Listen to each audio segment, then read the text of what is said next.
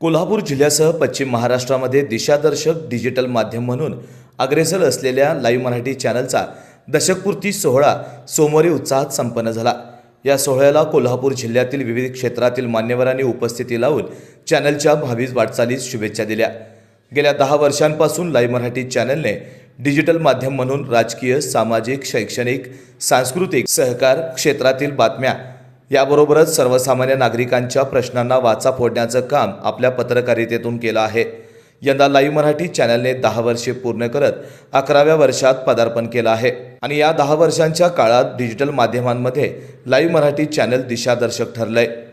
या सोहळ्याला कोल्हापूर शहराच्या महापौर रूपाराणी निकम, खासदार धनंजय महाडिक, माजी आमदार मालोजीराजे छत्रपती ग्रुपचे संस्थापक अध्यक्ष प्रमोददादा पाटील, कोल्हापूर महानगरपालिकेच्या शिवसेना ठाकरे गटाच्या गटनेत्या प्रतिज्ञा उत्तुरे, सामाजिक कार्यकर्ते महेश उत्तुरे, नगरसेवक विजय उर्फ रिंकू देसाई, सुनील वाडकर, प्रमोद देसाई, शिवसेना ठाकरे गटाचे शहर प्रमुख मंजित माने, मानवाधिकार सहायता संघाचे जिल्हाध्यक्ष बंडा लोंढे, रिपब्लिकन पार्टी ऑफ इंडियाचे पश्चिम महाराष्ट्र अध्यक्ष प्राध्यापक शहाजी कांबळे आणि पदाधिकारी, अरिहंत जैन फाउंडेशनचे अध्यक्ष जयेश ओसवाल, उद्योजक आशिष पवार, महाराष्ट्र नवनिर्माण सेनेचे युवराज येडुरे, आरोग्यदूत बंटी सावंत, शिवसेना ठाकरे गटाचे जिल्हाप्रमुख सुनील शिंत्रे, महाराष्ट्र नवनिर्माण वाहतूक सेनेचे जिल्हाध्यक्ष राजू जाधव, सामाजिक कार्यकर्ते गणेश बुचडे, संजय गुदगे, जनसुराज्य पक्षाचे कुणाल शिंदे, राज्य सरकारी कर्मचारी मध्यवर्ती संघटनेचे अनिल लवेकर, संजय क्षीरसागर, सर्व पदाधिकारी,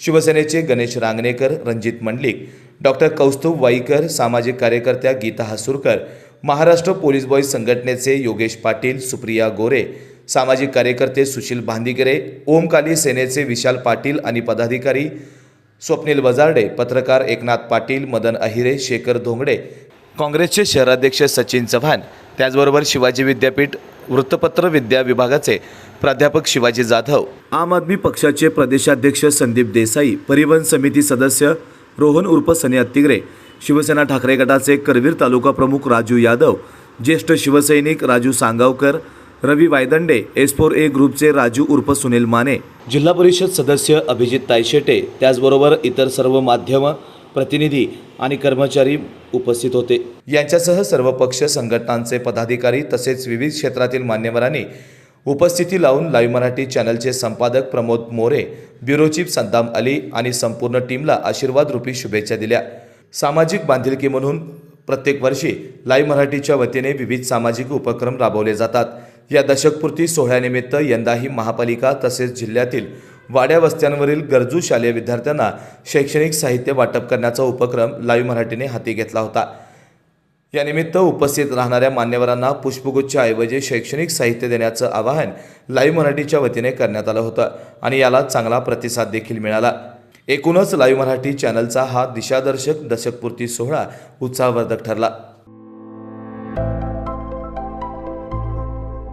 आविष्कार इन्फ्रा तुम्हाला देत आहे विविध लोकेशन्सवर NA प्लॉट्स आणि प्राइम फ्लॅट्सचे प्रोजेक्ट्स। नंदिनी जाधव नगर, शांत निवांत कोल्हापुरात घर म्हणजेच नंदिनी जाधव नगर। मल्हार रामगिरी, तुमच्या स्वप्नातील बंगल्याची पहिली पायरी।